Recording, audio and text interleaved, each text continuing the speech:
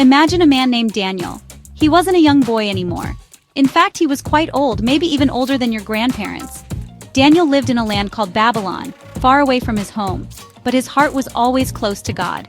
He had served kings and seen empires rise and fall, yet one thing in his life never changed. He loved God with his whole heart. This love wasn't a secret he kept locked away.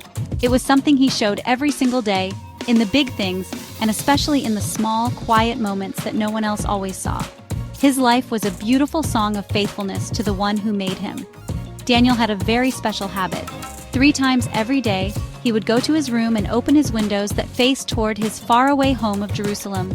He would kneel down and talk to God. This wasn't just a quick hello. He would pray and give thanks. He did this in the morning, when the sun was just waking up. He did it in the middle of the day when everyone was busy. And he did it in the evening when the day was ending. It was like breathing for him, a necessary part of his life that brought him peace and strength. This daily conversation with God was his anchor in a world that was always changing. His prayers were not just about asking for things, they were filled with gratitude.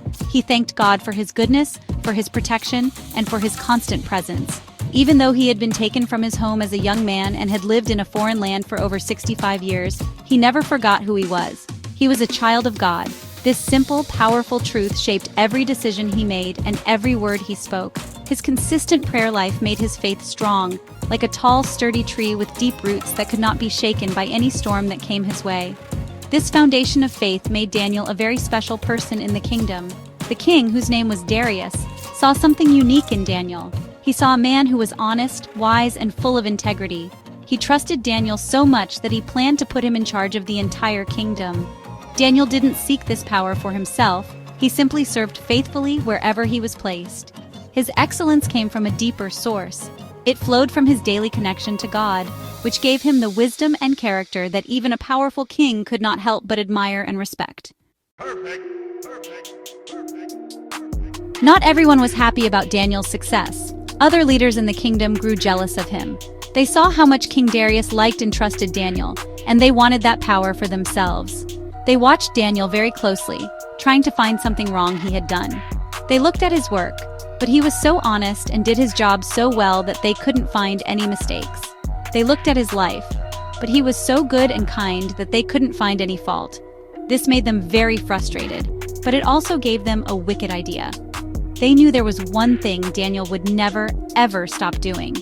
These jealous men knew that Daniel prayed to his God every single day without fail. They decided to use his greatest strength against him. So they went to King Darius with a clever and terrible plan. They suggested a new law for the kingdom. The law said that for the next 30 days, no one could pray to any god or any person except for King Darius himself. If anyone broke this law, they would be thrown into a den full of hungry lions. They flattered the king, making him feel important, and he liked the idea. Without thinking about Daniel, King Darius signed the new law, making it official. When Daniel heard about the new law, he knew he was in great danger. He knew that the jealous men had created this law just for him. He could have been afraid. He could have decided to pray in secret, behind a closed door with the windows shut tight. He could have stopped praying for just 30 days until the danger passed. But Daniel's faith was not something he could hide or put on pause. It was who he was. His love for God was more important to him than his own safety. He knew what he had to do, and he did not hesitate for a single moment. So Daniel went home, just as he always did. He went up to his room, opened the windows that faced Jerusalem, and got down on his knees. He prayed to God and gave thanks, just as he had done before. He did not change his routine. He did not hide his faith. He chose to obey God rather than a law that tried to come between him and his Creator. His courage was quiet but so powerful. It showed everyone that his trust in God was real and unwavering, no matter what the cost might be. He was not being defiant to the king, but rather, he was being faithful to his God. The jealous men were watching. As soon as they saw Daniel praying, they rushed to the king. They reminded him of the law he had signed and told him that Daniel had broken it. When King Darius heard this, his heart sank. He realized he had been tricked. He liked Daniel so much and respected him deeply. He spent the rest of the day trying to find a way to save him, but the law could not be changed. The king was trapped by his own words. With a heavy heart, he had to give the order to arrest Daniel and take him to the lion's den. It was a terrible moment for him. As they brought Daniel to the edge of the pit, the king spoke to him. His voice was filled with sadness but also with a glimmer of hope. He said to Daniel, "Your God, whom you serve continually, he will deliver you." Even the king, who did not worship Daniel's God, had seen the power of Daniel's unwavering faith. He believed that such a strong and consistent trust must be connected to a truly powerful God. They threw Daniel into the dark den with the hungry lions and rolled a large stone to cover the entrance. The king sealed the stone so no one could rescue Daniel. That night was the longest night of King Darius's life. He couldn't eat or sleep. He refused any entertainment. He just worried and waited, pacing back and forth in his palace. He hoped and prayed in his own way that Daniel's God was real and that he would perform a miracle. Meanwhile, inside the den, Daniel was not alone. God sent an angel to be with him. The angel shut the mouths of the lions. These huge, powerful creatures became as gentle as kittens. They did not harm Daniel at all. He was safe and sound, protected by the God he trusted with all his heart. As soon as the sun began to rise, King Darius rushed to the lion's den. His voice was full of anxiety as he called out, "Daniel, servant of the living God, has your God, whom you serve continually, been able to deliver you from the lions?" He held his breath, waiting for an answer. Then, he heard a voice from inside the den. It was Daniel. He called back, "O king, live forever.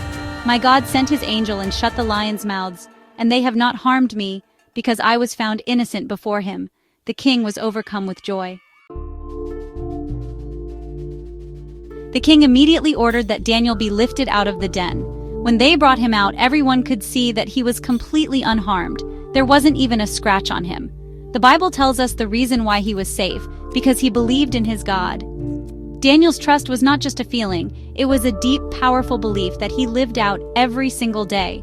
His rescue was a testimony for everyone to see. It showed that God honors and protects those who are faithful to him, even when facing the scariest situations imaginable. God's power is greater than any earthly threat. King Darius was so moved by this miracle that he wrote a new decree for his entire kingdom.